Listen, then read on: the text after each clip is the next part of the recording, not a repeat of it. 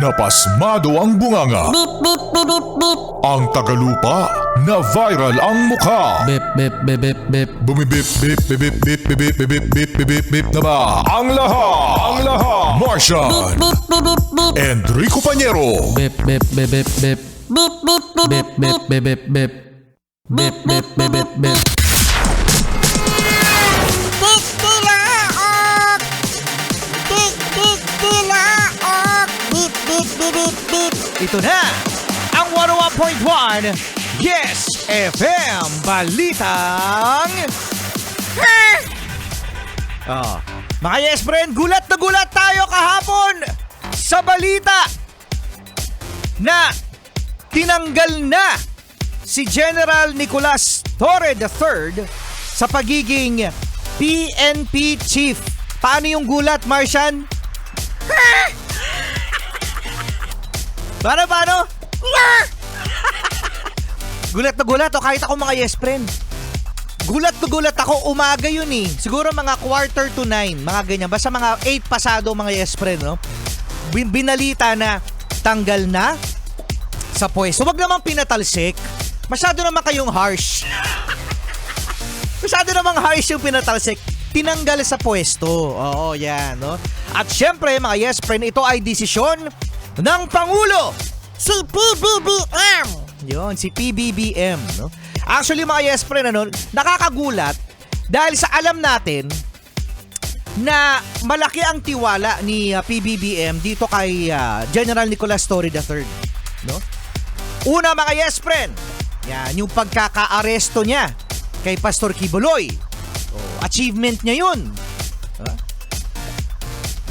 Yung malaking achievement din, mga Yes Friend, ay yung pagkaka-issue niya ng warrant of arrest sa dating Pangulong Rodrigo Duterte.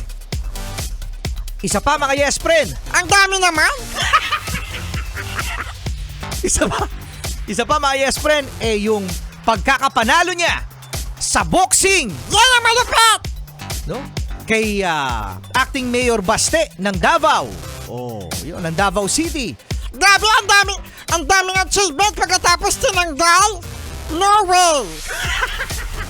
No way ba? No way. At ngayon nga, mga Yes Friend, maraming mga katanungan kung bakit. Marami ang mga espekulasyon, mga Yes Friend. Pero ang sinabi ng mga taong nasa paligid sa gobyerno, sumobra na raw itong si General Nicolas Torre III sa kanyang pagdidesisyon. Na tila nagdidesisyon siya ng walang pahintulot mismo ng Pangulo at nagkaroon din ng konting hidwaan, mga Yes Friend, ano? Si Secretary Remulla ng DILG. So maraming mga hindi nagiging kasundo siguro itong si Toro. Si Toro kasi! Sino si Toro? Ito si Torre. Kaya nangyari itong mga ganitong kaganapan, mga Yes Friend. Diba?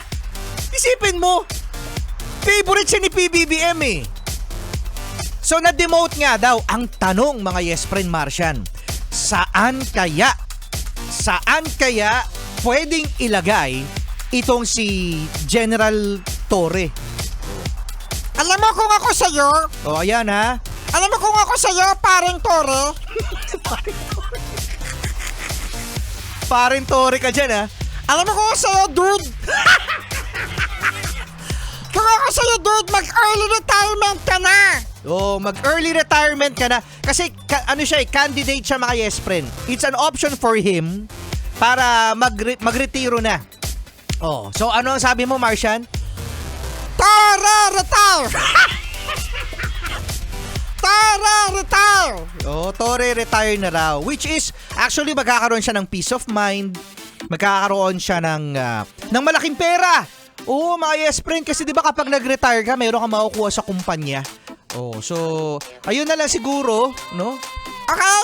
Torre, retire!